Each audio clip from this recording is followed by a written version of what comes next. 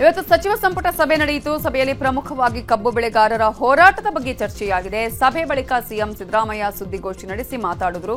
ಕಬ್ಬು ಬೆಳೆಗಾರರು ವಿಪಕ್ಷಗಳ ಮಾತಿಗೆ ಬಲಿಯಾಗಬೇಡಿ, ರೈತರ ಮುಗ್ಧತೆಯನ್ನ ಬಳಸಿಕೊಂಡು ತಪ್ಪು ಮಾಹಿತಿ ಕೊಡ್ತಿದ್ದಾರೆ. ನಾಳೆ ಬೆಳಗ್ಗೆ 11 ಗಂಟೆಗೆ ಬೆಂಗಳೂರಲ್ಲಿ ಸಕ್ಕರೆ ಕಾರ್ಖಾನೆಗಳ ಮಾಲೀಕರೊಂದಿಗೆ ಸಭೆ ನಡೆಸುತ್ತೇವೆ. ಮಧ್ಯಾಹ್ನ 1 ಗಂಟೆಗೆ ರೈತ ಮುಖಂಡರ ಜೊತೆ ಸಭೆ ಮಾಡುತ್ತೇವೆ. ನಾಳೆಯೇ ಈ ಕುರಿತು ಪ್ರಧಾನಿ ಮೋದಿಗೆ ಪತ್ರ ಬರೆದು ಭೇಟಿಗೆ ಅವಕಾಶ ಕೇಳ್ತೇನೆ. 11.25 ರಿಕವರಿ ಇರುವ ಟನ್ ಕಬ್ಬಿಗೆ 3200 ಬೆಂಬಲ ಬೆಲೆ ಘೋಷಣೆ ಮಾಡಿದ್ದೇವೆ. ಕಟಾವು, ಸಾಗಣೆ ವೆಚ್ಚ ಹೊರತುಪಡಿಸಿದಂತೆ ಟನ್ನಿಗೆ 3200 ರೂಪಾಯಿ ಘೋಷಿಸಿದ್ದೇವೆ. ನಾಳೆ ಅಂತಿಮವಾಗಿ ಕಾರ್ಖಾನೆ ಮಾಲೀಕರ ಜೊತೆಗೆ ಮಾತಾಡಿ ತೀರ್ಮಾನವನ್ನು ಕೈಗೊಳ್ಳುತ್ತೇವೆ ಅಂತ ಹೇಳಿದರು. ಇನ್ನು ಇದೇ ವಿಚಾರವಾಗಿ ಸಚಿವ ಎಚ್.ಕೆ. ಪಾಟೀಲ್ ಕೂಡ ಪ್ರತಿಕ್ರಿಯಿಸಿದ್ದಾರೆ. ನಾಳೆ 11 ಗಂಟೆಗೆ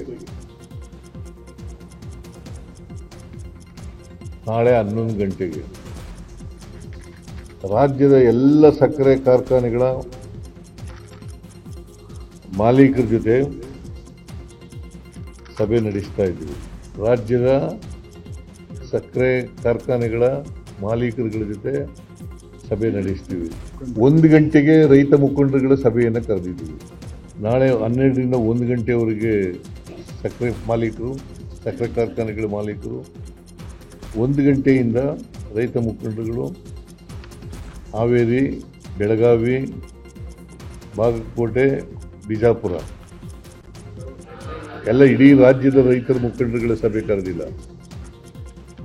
ಎಲ್ಲಿ ಚಳುವಳಿ ಪ್ರತಿಭಟನೆ ನಡೀತಾ ಇದೆ ರಾಜ್ಯದ ಮುಖಂಡರುಗಳನ್ನ, ರೈತ ಮುಖಂಡರುಗಳ ಸಭೆಯನ್ನು ಕರೆದಿರ್ತಕ್ಕಂಥ including harvesting and transportation of 900 rupees, 3550 ರೂಪಾಯಿಯಲ್ಲಿ 900 ರೂಪಾಯಿ ಹಾರ್ವೆಸ್ಟಿಂಗ್ ಅಂಡ್ ಟ್ರಾನ್ಸ್ಪೋರ್ಟೇಷನ್ ಒಳಗೊಂಡಿದೆ. ಅದು ಆದರೆ ನಮ್ಮ ಸರ್ಕಾರ ಈಗ ಏನು 3200 ಹೇಳಿದೀವಲ್ಲ, ಅದು ಪ್ಲಸ್ ಹಾರ್ವೆಸ್ಟಿಂಗ್ ಆ್ಯಂಡ್ ಟ್ರಾನ್ಸ್ಪೋರ್ಟೇಷನ್ ಹೇಳಿದ್ರೆ 4100 ಆಗ್ತದೆ, 4200 ಆಗ್ತದೆ ಇಲ್ಲಿ. ಇನ್ನು ನಾಳೆ ಕಬ್ಬು ಬೆಳೆಗಾರರ ಸಮಸ್ಯೆಗಳ ಬಗ್ಗೆ ಸಭೆಗೆ ವಿಪಕ್ಷ ನಾಯಕರಿಗೆ ಸಿಎಂ ಸಿದ್ದರಾಮಯ್ಯ ಆಹ್ವಾನಿಸಿದ್ದಾರೆ.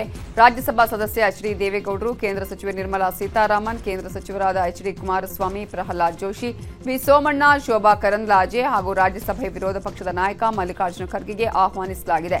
ವಿಧಾನಸೌಧದಲ್ಲಿ ಬೆಳಗ್ಗೆ 11 ಗಂಟೆಗೆ ಸಭೆ ನಡೆಯಲಿದೆ. ಕಬ್ಬು ಬೆಳೆಗಾರರ ಹೋರಾಟದ ಕಿಚ್ಚಿಗೆ ಕೊನೆಗೂ ಸಕ್ಕರೆ ಸಚಿವ ಶಿವಾನಂದ ಪಾಟೀಲ್ ಎಚ್ಚೆತ್ತುಕೊಂಡಿದ್ದಾರೆ. ರೈತರ ಪ್ರತಿಭಟನೆ ಆರಂಭವಾಗಿ 8 ದಿನಗಳ ಬಳಿಕ ಬೆಳಗಾವಿಗೆ ಸಚಿವ ಶಿವಾನಂದ ಪಾಟೀಲ್ ಆಗಮಿಸಿದ್ದು ರೈತರನ್ನ ಭೇಟಿಯಾಗಿದ್ದಾರೆ.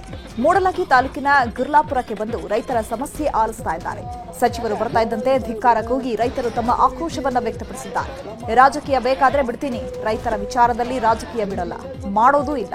ಜಿಲ್ಲಾಧಿಕಾರಿ ಕಾರ್ಖಾನೆ ಮಾಲೀಕರ ಜೊತೆಗೆ ಚರ್ಚೆ ಮಾಡಿದ್ದಾರೆ. 200 ರೂಪಾಯಿಗಳ ಭಿನ್ನಾಭಿಪ್ರಾಯ ಇದೆ. ನಿಮ್ಮ ಸಹಕಾರ ಬೇಕಾಗಿದೆ, ಕಬ್ಬು ನುರಿಸಬೇಕಿದೆ. ನಿಮ್ಮ ಹೋರಾಟದಿಂದ ಇಡೀ ರಾಜ್ಯದ ಕಾರ್ಖಾನೆಗಳು ಬಂದ್ ಮಾಡುವ ಶಕ್ತಿ ಹೊರಹೊಮ್ಮಿದೆ. ವಿನಂತಿ ಮೂಲಕ ಕೇಳ್ತೀನಿ, 2 ದಿನಗಳ ಗಡುವು ಕೊಡಿ ಅಂತ ಸಚಿವರು ರೈತರನ್ನ ಮನವಿ ಮಾಡಿಕೊಂಡಿದ್ದಾರೆ. ಈ ವೇಳೆ ರೈತರ ಆಕ್ರೋಶ ಹೊರಹಾಕಿದ್ರು. ಕೊನೆಗೆ ಸರ್ಕಾರಕ್ಕೆ 2 ದಿನಗಳ ಗಡುವು ನೀಡಿರುವ ಕಬ್ಬು ಬೆಳೆಗಾರರು ನಾಳೆ ನಡೆಯುವ ರಾಷ್ಟ್ರೀಯ ಹೆದ್ದಾರಿ ಬಂದ್ ವಾಪಸ್ ಪಡೆದಿದ್ದಾರೆ. ಬೈವತ್ನಾಗ ಬೈರಿ, ಸ್ವಲ್ಪ ಸೌಮ್ಯ ಭಾಷೆಯನ್ನೇ ಬೈರಿ ಅಷ್ಟೇ. ನಮಗ್ ತಿಳಿಯಂಗ್ ಬೈರಿ, ಇದ್ಕೊಳಂಗ್ ಬೈರಿ, ಆದ್ರೆ ನಮಗ್ ಹಾಳಾಗಂಗ್ ಬೈಬೇಡ್ರಿ ಅಷ್ಟೇ. ಅಂತಾವ್ ಬೇಗಳನ್ನು ನಾನು ನೋಡ್ತಿರ್ತೀನಿ ಮೊಬೈಲ್ನಾಗ. ಇಲ್ಲಿ ಇವ್ರು ಒಬ್ರು ಭಾಷಣ ಮುಗಿತಂದ್ರೆ ಅದ್ರ ಹಿಂದೆ ಏನೇನ್ ಬಂದಿರ್ತಾವ ಅನ್ನೋದು ನಾನು ನೋಡೇ ಇರ್ತೀನಿ. ಇವತ್ತ ರಮ್ಯಾಗ ಬೈದಂಗ ನೀವು ಮತ್ತೊಬ್ಬರಿಗೂ ಬೈದಿರಿ, ಅದನ್ನ. ಬೆಳಗಾವಿಯ ಗುರ್ಲಾಪುರ ಕ್ರಾಸ್ನಲ್ಲಿ ಕಬ್ಬು ಬೆಳೆಗಾರರ ಹೋರಾಟ ಮುಂದುವರೆದಿದೆ. 8ನೇ ದಿನವೂ ಪ್ರತಿಭಟನೆ ನಡೀತಾ ಇದ್ದು ರೈತರ ಪ್ರತಿಭಟನೆಗೆ ಮೆಡಿಕಲ್ ವಿದ್ಯಾರ್ಥಿಗಳು ಸಾಥ್ ಕೊಟ್ಟಿದ್ದಾರೆ. ನಾವು ರೈತ ಮಕ್ಕಳು, ರೈತರಿಗೆ ನ್ಯಾಯ ಸಿಗಬೇಕು, ನ್ಯಾಯ ಸಿಗುವವರೆಗೂ ರೈತರ ಪರವಾಗಿ ನಿಲ್ತೇವೆ ಅಂತ ವಿದ್ಯಾರ್ಥಿಗಳು ಕೂಡ ಸರ್ಕಾರದ ವಿರುದ್ಧ ಹೋರಾಟಕ್ಕಿಳಿದಿದ್ದಾರೆ. ಇನ್ನು ಪ್ರತಿಭಟನಾಕಾರರು ಸಕ್ಕರೆ ಸಚಿವ ಶಿವಾನಂದ ಪಾಟೀಲ್ ಅಣಕು ಶವಯಾತ್ರೆ ಮಾಡಿ ಆಕ್ರೋಶವನ್ನ ವ್ಯಕ್ತಪಡಿಸಿದರು. ಕಬ್ಬು ಬೆಳೆಗಾರರ ಹೋರಾಟಕ್ಕೆ ಕರವೇ ಶಿವರಾಮೇಗೌಡ ಬಣ ಕೂಡ ಸಾಥ್ ಕೊಟ್ಟಿತ್ತು. ಬೆಳಗಾವಿಯ ಚೆನ್ನಮ್ಮ ವೃತ್ತದಲ್ಲಿ ಕರವೇ ಪ್ರತಿಭಟನೆ ನಡೆಸಿದೆ. ತಲೆಯ ಮೇಲೆ ಕಬ್ಬು ಹೊತ್ಕೊಂಡು ಕಾರ್ಯಕರ್ತರು ಪ್ರತಿಭಟನೆ ನಡೆಸಿದ್ದಾರೆ.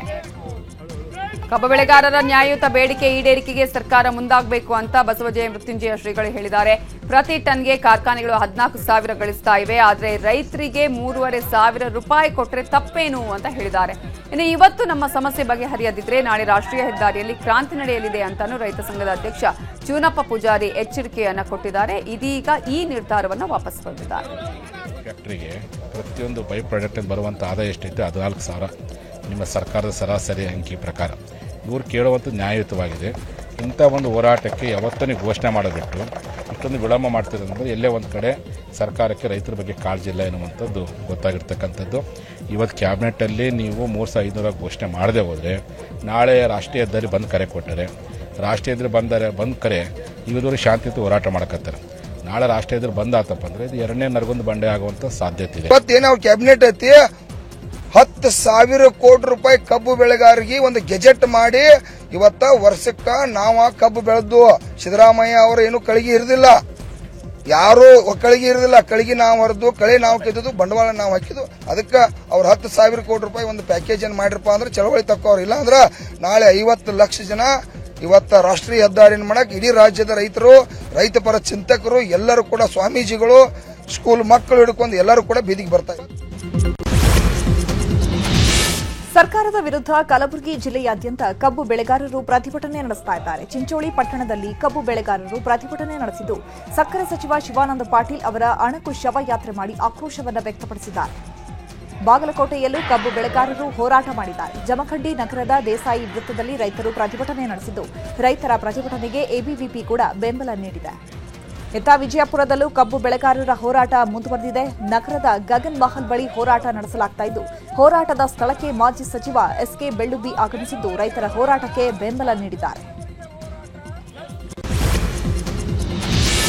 ಕಬ್ಬು ಹೋರಾಟ ವಿಚಾರದ ಬಗ್ಗೆ ಮಾತಾಡಿರೋ ಶಾಸಕ ಯತ್ನಾಳ್, ನನ್ನದು ಸಹಕಾರಿ ಕ್ಷೇತ್ರದ ಕಾರ್ಖಾನೆ ಇದೆ, ಅದಕ್ಕೆ ನಾನು ಓನರ್ ಅಲ್ಲ. ಒಂದೊಂದು ಜಿಲ್ಲೆಯಲ್ಲಿ ಒಂದು ರೀತಿ ರಿಕವರಿ ಇದೆ, ಕಾರ್ಖಾನೆಗಳು ಉಳಿಬೇಕು. ಮಹಾವಿಜ್ಞಾನಿಗಳು ಹೇಳ್ತಾರೆ ಟನ್ಗೆ 14,500 ರೂಪಾಯಿ ಲಾಭ ಅಂತ. ನನಗೆ ಕೇವಲ 4,500 ರೂಪಾಯಿ ಕೊಡ್ಲಿ, ನಾನೇ ಬಿಟ್ಟುಕೊಡ್ತೇನೆ. ಅಷ್ಟೊಂದು ಲಾಭ ಇದ್ರೆ ಎಷ್ಟು ಸಕ್ಕರೆ ಕಾರ್ಖಾನೆಗಳು ಯಾಕೆ ಇಷ್ಟು ನಷ್ಟದಲ್ಲಿದೆ? ಹೋರಾಟಗಾರರು ಪ್ರಾಕ್ಟಿಕಲ್ ಆಗಿ ಮಾತಾಡ್ಲಿ ಅಂತ ಹೇಳಿದ್ದಾರೆ. ಇಷ್ಟೇ ಹೇಳಕ್ಕೆ ಬಯಸ್ತಾ ಇದ್ದೀನಿ, ಕಾರ್ಖಾನೆಗಳು ಉಳಿಬೇಕು.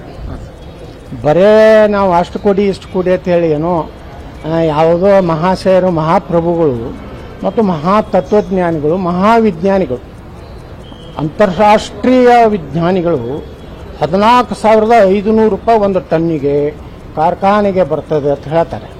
ಚರ್ಚೆ ಇದೆ. ನಮಗೇನೂ ಬೇಡ, 10,000 ರೂಪಾಯಿ ಅವರೇ ಇಟ್ಕೊಳ್ಳಿ, ನಮಗೆ ಕಬ್ಬಿನ ಬಿಲ್ ಅವರೇ ಕೊಡಲಿ, ಎಲ್ಲ ಕೊಡಲಿ. ನಮ್ಮ ಕಾರ್ಖಾನೆಗೆ ಬಾಡಿಗೆ ಒಂದು ಟನ್ನಿಗೆ 4,500 ಕೊಡಲಿ, ಸಾಕು. ಅವ್ರಿಗೇ ಇವತ್ತೇ ನಾನು ಆ ಕಾರ್ಖಾನೆಯನ್ನು ಹ್ಯಾಂಡ್ ಓವರ್ ಮಾಡ್ತೀನಿ. ಕಬ್ಬು ಬೆಳೆಗಾರರ ಸಮಸ್ಯೆ ವಿಚಾರದ ಬಗ್ಗೆ ಸಚಿವೆ ಲಕ್ಷ್ಮೀ ಹೆಬ್ಬಾಳ್ಕರ್ ಮಾತನಾಡಿದ್ದಾರೆ. ಸಂಪುಟ ಸಭೆಯಲ್ಲಿ 1 ಗಂಟೆಗಳ ಕಾಲ ಕಬ್ಬು ಬೆಳೆಗಾರರ ಸಮಸ್ಯೆ ಬಗ್ಗೆ ಚರ್ಚೆ ಮಾಡಿದ್ದಾರೆ. ಸಕ್ಕರೆ ಕಾರ್ಖಾನೆ ಮಾಲೀಕರಾದ್ರೂ ನಾವು ರೈತರು, ಮಕ್ಕಳಾದ್ರೂ ನಮ್ಮ ತೊಂದರೆಯನ್ನ ರೈತರು ಅರ್ಥ ಮಾಡಿಕೊಳ್ಳಿ ಅನ್ನೋದು ನಮ್ಮ ಕಾಳಜಿ ಅಂತ ಹೇಳಿದ್ರು. ಇನ್ನು ಸಕ್ಕರೆಯ ವ್ಯವಹಾರವನ್ನ ಕೇಂದ್ರ ಸರ್ಕಾರ ತೀರ್ಮಾನ ಮಾಡೋದು. ಎಫ್ಆರ್ಪಿ ಮೊಲಾಸಸ್ ಕೇಂದ್ರ ಸರ್ಕಾರ ತೀರ್ಮಾನ ಮಾಡುತ್ತೆ ಅಂತ ಹೇಳಿ ಸಚಿವ ದಿನೇಶ್ ಗುಂಡೂರಾವ್ ಸಹ ಹೇಳಿದ್ದಾರೆ. ಎಫ್ಆರ್ಪಿ ನಿಗದಿ ಮಾಡೋದು ಕೇಂದ್ರ ಸರ್ಕಾರ, ಸುಮ್ಮನೆ ರಾಜ್ಯ ಸರ್ಕಾರದ ಮೇಲೆ ಗೂಬೆ ಕೂರಿಸೋದಲ್ಲ ಅಂತ ಸಚಿವ ಪ್ರಿಯಾಂಕ ಖರ್ಗೆ ಬಿಜೆಪಿ ವಿರುದ್ಧ ಕಿಡಿಕಾರಿದ್ರು. ನೋಡಿ, ನಾನು ಮೊನ್ನೆನೂ ಹೇಳಿದ್ದೀನಿ, ಎಲ್ಲರಿಗೂ ವಿನ್ ವಿನ್ ಸಿಚುವೇಶನ್ ಆಗಬೇಕು. ಶುಗರ್ ಫ್ಯಾಕ್ಟ್ರಿ ಅವರು ಕೂಡ ಶುಗರ್ ಫ್ಯಾಕ್ಟ್ರಿ ಓನರ್ ಇದ್ರು ಕೂಡ ನಾವು ಕೂಡ ರೈತರ ಸಂಕಷ್ಟ ನಮಗೂ ಗೊತ್ತು. ಬಟ್ ಅವರು ನಮಗೇನು ತೊಂದರೆ ಇದೆ ಅನ್ನೋದನ್ನ ಅವರು ಅರ್ಥ ಮಾಡ್ಕೊಳ್ಳಿ ಅನ್ನೋದು ಒಂದೇ ಕಾಳಜಿ. ಯಾರಿಗೂ ಇದರಲ್ಲಿ ಅನ್ಯಾಯ ಆಗಿಬಿಡೋದಿಲ್ಲ. ಸಕ್ಕರೆಯ ಒಂದು ಪೂರ್ತಿ ವ್ಯವಹಾರವನ್ನು ಕೇಂದ್ರ ಸರ್ಕಾರ ಅವರು ತೀರ್ಮಾನ ಮಾಡುವಂಥದ್ದು. ಅದು FRP ಕೇಂದ್ರ ಸರ್ಕಾರ ತೀರ್ಮಾನ ಮಾಡ್ತದೆ, ಮೊಲಾಸಸ್ಸಿನ ಖರೀದಿ ಕೇಂದ್ರ ಸರ್ಕಾರ ತೀರ್ಮಾನ ಮಾಡ್ತದೆ, ಸಕ್ಕರೆ ಎಕ್ಸ್ಪೋರ್ಟ್ ಇಂಪೋರ್ಟ್ ಕೇಂದ್ರ ಸರ್ಕಾರ ತೀರ್ಮಾನ ಮಾಡುವಂಥದ್ದು. ಪ್ರತಿಯೊಂದು ಕೂಡ ಕೇಂದ್ರ ಸರ್ಕಾರದ ಅಡಿಯಲ್ಲಿ ಬರುವಂಥದ್ದು. ನಮ್ಮ ರಾಜ್ಯ ಸರ್ಕಾರ ಅಂತ ಹೇಳಿದ್ರೆ ಅದರ ಇಂಪ್ಲಿಮೆಂಟೇಷನ್ನಲ್ಲಿ ಅದು ನೋಡ್ಕೊಳ್ಳುವಂಥದ್ದು ಆ ಥರ ಒಂದು ಕಡೆ ಇದೆ. ಸೊ ಅದು ಒಂದು ಕಡೆ. ಇನ್ನೊಂದು ರೈತರ ಹಿತಾಸಕ್ತಿಯನ್ನು ಕಾಪಾಡ್ತಕ್ಕಂಥದ್ದಕ್ಕೆ ನಮ್ಮ ಪ್ರಯತ್ನ ಇದ್ದೇ ಇರ್ತದೆ. FRP ನಿಗದಿ ಮಾಡೋದು ಕೇಂದ್ರ ಸರ್ಕಾರ. ನಾನು ಇಡೀ ಯಾಕಂದರೆ ಬೆಳಗಾವಿನಲ್ಲಿ ಇರೋ ಸಮಸ್ಯೆ ಬೇರೆ ಇರ್ತದೆ, ನಮ್ಮ ಕಲಬುರಗಿ ಜಿಲ್ಲೆದು ಬೇರೆ ಇರ್ತದೆ.